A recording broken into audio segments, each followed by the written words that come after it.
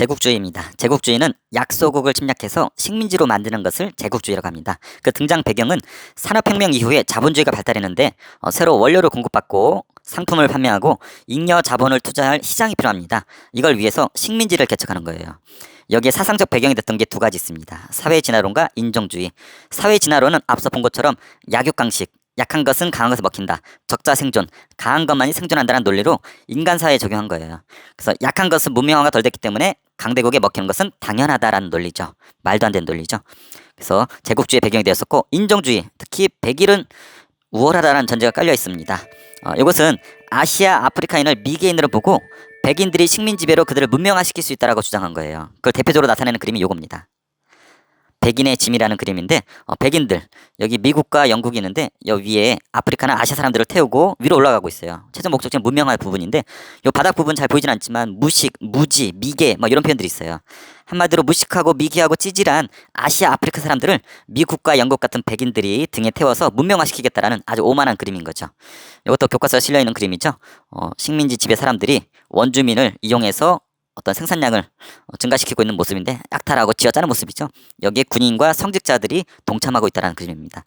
이것은 중국을 서양 강대국들이 나눠먹는 모습이고, 이것은 영국이 세계 각지로 식민지를 확보하고 있는 모습을 나타내고 있지요.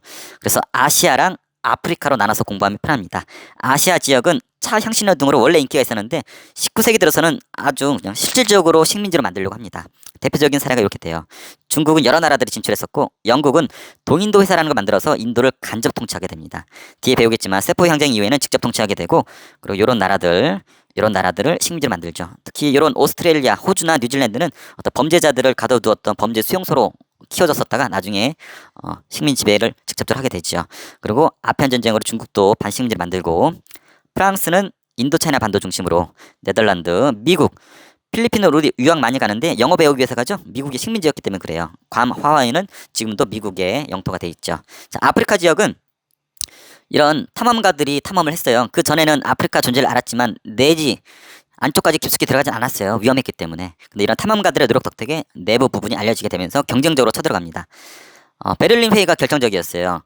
벨기에란 나라가 콩고를 사유지하겠다고 선언을 했는데, 이걸 계기로 열린 회의가 베를린 회의인데, 이런 표현을 해요. 먼저 점령하여 지배권을 획득한 나라에 선점권을 주겠다. 한마디로 먼저 찜하면은 지들 것이 되는 거예요. 벨기에가 콩고를 집어삼키는 것을 묘사한 그림이죠. 그래서 이 베를린 선언, 베를린 회의를 계기로 아프리카 분할이 본격화됩니다. 자, 대표적인 사례예요. 영국은 종단 정책을 펼칩니다. 종이라는 것은 아래로 내려가는 거죠. 프랑스는 횡단 정책. 횡단 정책은 옆으로 가는 거죠. 그러면 필연적으로 충돌할 수밖에 없죠. 가운데 부분. 이것이 그 유명한 파쇼다 사건입니다. 영국은 아래로, 프랑스는 옆으로 가면서 파쇼다의 충돌을 했는데, 여기 나와있죠. 파쇼다 사건.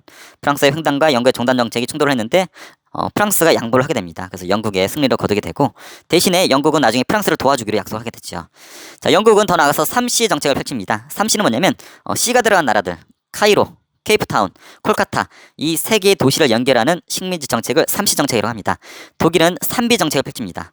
B가 들어가는 도시, 베를린, 비잔티움, 바그다드를 연결하는 정책이지요. 그래서 뭐 종단, 횡단, 3C, 3B 이런 식으로 아프리카를 나눠 갖게 됩니다. 그래서 충돌하는 것이 방금 봤었던 파쇼다 사건과 모로코 사건이에요. 모로코는 1차, 2차가 있는데 프랑스랑 독일의 충돌이에요. 아까 파쇼다 사건 때 프랑스가 양보했잖아요. 그래서 영국이 프랑스를 도와주게 되면서 프랑스가 승리를 거두게 됐죠. 옆에 그림은 프랑스랑 영국이 대결했던 파쇼다 사건을 모시한 겁니다. 파쇼다에 먼저 도착했던 프랑스였는데 영국이 그것을 빼앗아가게 되죠. 그래서 그걸 묘사한 우리 어떤 이야기에서 한 것 같죠. 빨간 모자에 어떤 늑대가 잡아먹히는 이런 부분. 자, 이 아프리카가 많은 식민지가 생기지만 라이베리아랑 에티오피아만큼은 독립을 유지하게 됩니다. 라이베리아는 미국의 해방도 애들이 세운 나라라서 어떻게 독립을 유지하게 될 수 있었고, 에티오피아는 나름대로 이런 시대 흐름을 타고 근대화를 통해서 군대를 양성했었어요. 그래서 침략을 무찌르게 되지요. 자, 지도가 시험에 잘 나옵니다.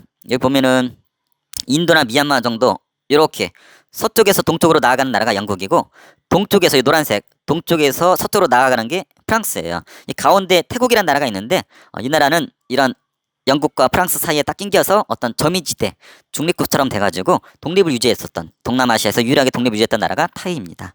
아프리카는 아까 봤죠. 유일하게 독립을 유지한 라이베리아랑 여기 있던 에티오피아 제외하고는 전부 서양에 먹히게 됩니다.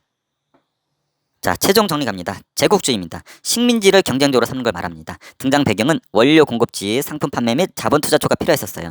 사상적 뒷받침으로는 사회 진화론, 인종주의가 있었습니다. 수많은 사파들은 제국주의랑 관련이 있다는 거. 아시아에서는 중국은 여러 나라들의 이권 빼앗기 위해 나눠 가졌었고, 영국이 여기 사례들처럼 많은 식민지를 확보했고, 프랑스, 네덜란드, 미국이 경쟁적으로 침략을 했습니다. 요 지도랑 같이 공부를 해야 되고, 아프리카도 마찬가지입니다. 베를린 회의를 시작으로 경쟁적으로 가져가게 되죠.